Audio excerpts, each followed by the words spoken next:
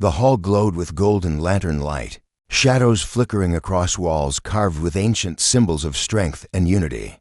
My steps were measured, cautious, the way people expected of a girl who had lived without sight for so many years. Every movement was a performance, every breath a reminder of the lie I had built to survive.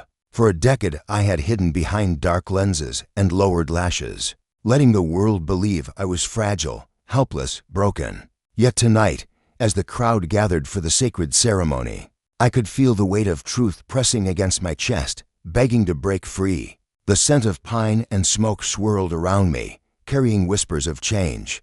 My heart pounded like a drum, not from fear of being chosen or overlooked, but from the knowledge that secrets never stay buried forever. I had walked through 10 years of shadows to protect myself, but sitting beside the Alpha King meant the night of silence was ending. And when it did, nothing would ever be the same.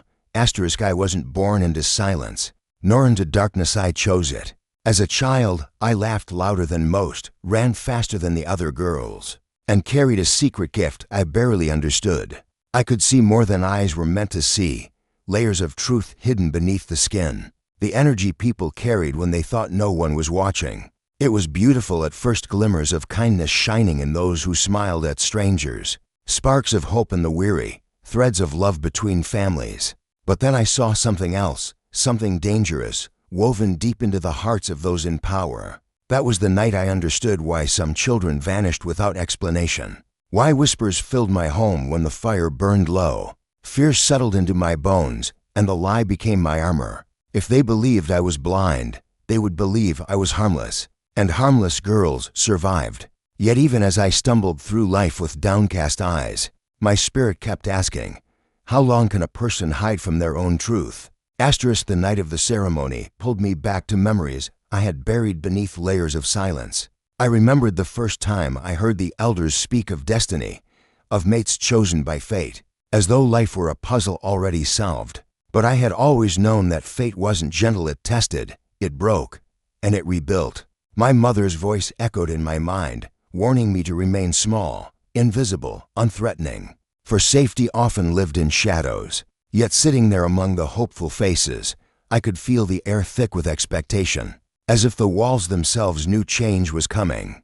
I had worn my disguise for 10 long years, every stumble rehearsed, every vacant stare carefully painted. But when the Alpha King entered, his presence shattered the rhythm of my lies. His steps were steady, commanding, and when he drew near, something inside me trembled, not from fear but from recognition. Could it be that the one person who might expose me was also the one person my soul had been waiting for? His arrival changed everything.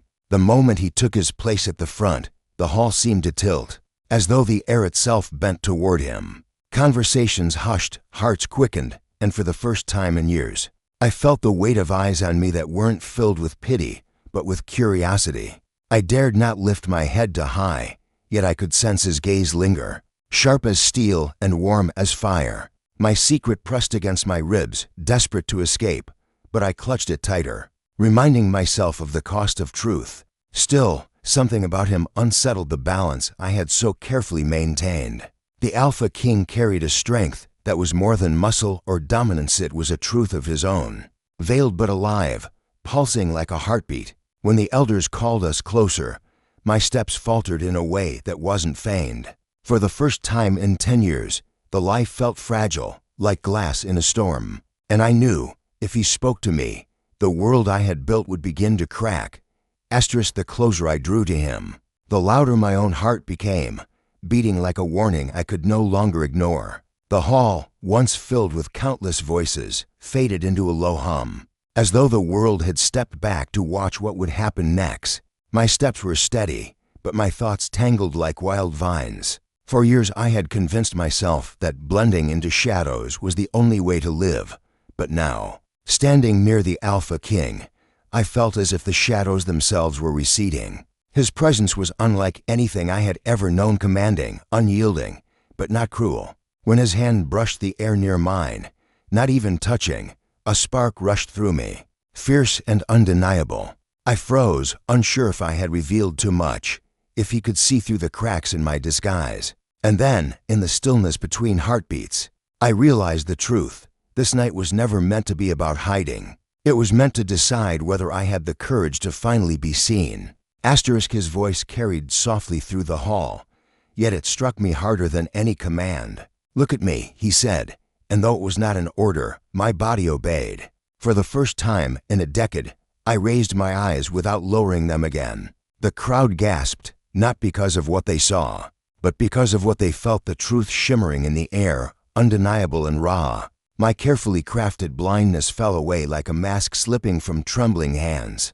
I had hidden my gift to survive, but survival was no longer enough. In his gaze, I saw recognition, not of weakness, but of strength that had waited too long in silence.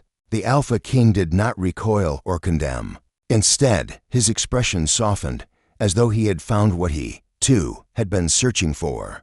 In that moment, I understood my grandmother's words, "The softest things endure the storm." 10 years of secrecy ended in a single breath, and with it came a beginning brighter than I had ever dared to imagine.